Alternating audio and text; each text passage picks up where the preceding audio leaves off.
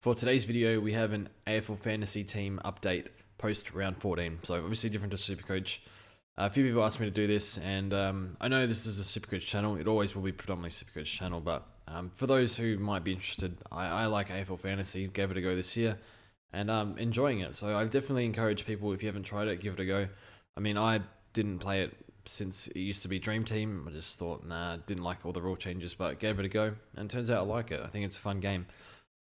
Definitely very fast paced. So, if in Supercoach, if you make a mistake, you're either stuck with it or you might be able to fix it at a different stage, depending on what else is going on. But in fantasy, I think you're always trying to move forward. Whereas if you make a mistake in fantasy, you're kind of taking a step back. So it actually is quite punishing for picking bad picks, for example. So, but you have unlimited trades, I guess. So that can kind of help. And with all the trades in the buy rounds, maybe you can fix a few things. So. But yeah, we'll go through my team. I'm ranked 340. Yeah, they're just some of the differences I've noticed with both games. Yeah, still learning both really. But overall rank is 340, so I'm happy with that. We fielded 17. Couldn't even get 18 in this format. But what happened was we brought in Reeves early, so we're planning to field 18, and then that kind of happened. So that's alright. It happens. So we have 600k in the bank. So. We've already done our trades. So our trades this week, we got rid of Dev Robertson for Joe Amati. So yeah, he's one I missed in Supercoach. He's in a different price bracket, but yeah, he's been scoring really well. I think he's forward rock roll for the Swans, so scoring really well. So I think we'll bring him in, low break even, and then we also we got rid of Markov this week. Markov is one that's okay to hold, but I think he was going this week or next week. So given break-evens, we'll get rid of him this week. Brought in Luke Edwards. So another one I've looked at is Foley, but he doesn't really...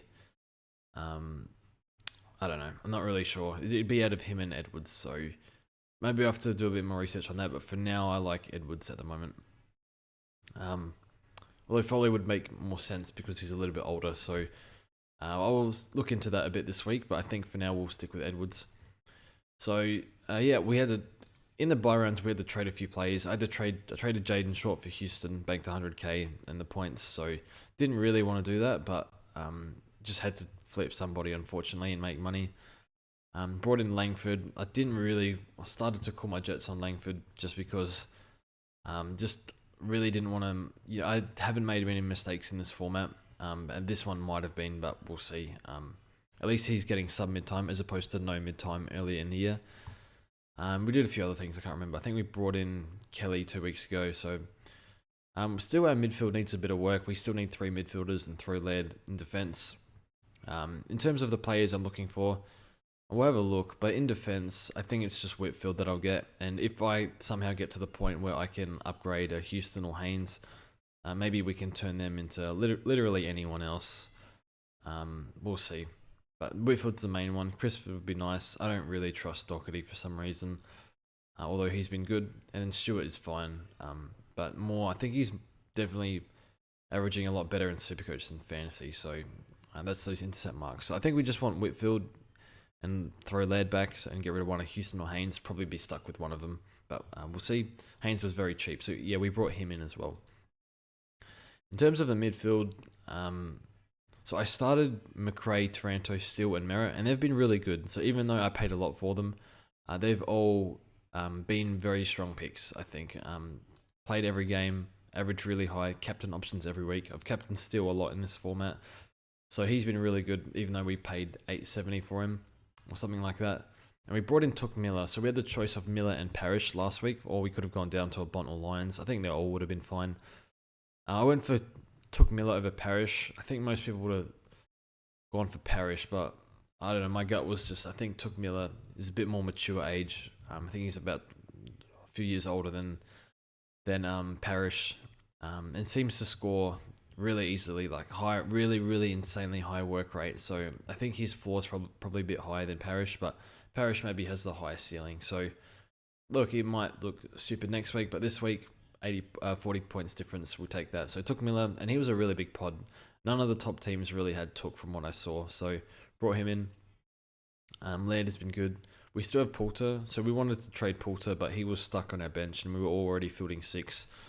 So we couldn't really, if we upgraded Poulter last week, it would have been to a bench player, so it just didn't work out.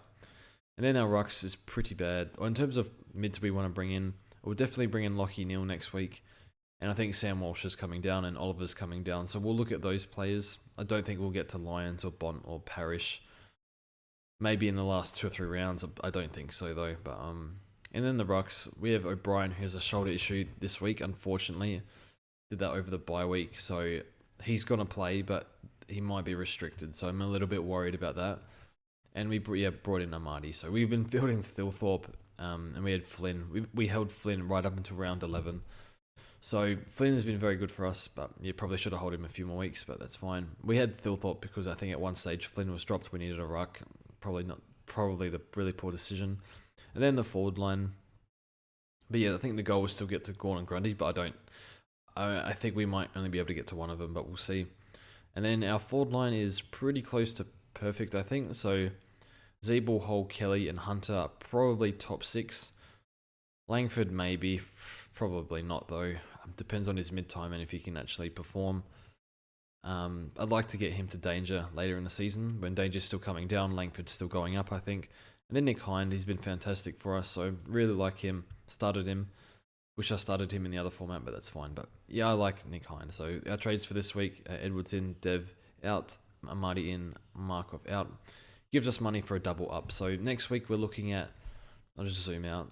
We'll look at Lockie Neal and either a Whitfield or a Walsh. So we'll see which one's better. I'm not really sure just yet. But yeah, in terms of our bench, it's okay. We really stuffed up going Ranto and Garcia. Really lazy trades. Ranto I was okay with because his VFL numbers were good. Garcia I didn't really look into much. I saw his mature age, highly rated, but had a lot of injury issues. And had an opportunity with Trelaw out for a bit, so I thought I'd go early on him. Really bad, really atrocious mistake. So I'll try not to go blind on rookies as much in the future because I think I've been punished for it a little bit, but that's okay. I think we went blind on Finn McRae as well, so he's made next to no money. So that's 3 dead rookies that we have that are clogging up the bench, and I'm not sure there's much we can do about it. But we got Highmore, Bianco, Edwards, Amadi, Bergman's still making money, so it's going to be hard to finish a team, I think. But I think, yeah, we'll have to stick to look at some budget options and then see how we go in the last few rounds. But that's my team, so rank 340. I hope we can finish top 100. I'm not sure. I feel like we're a bit behind in terms of upgrades, but see how we go. But thanks for watching, and we'll see you guys soon.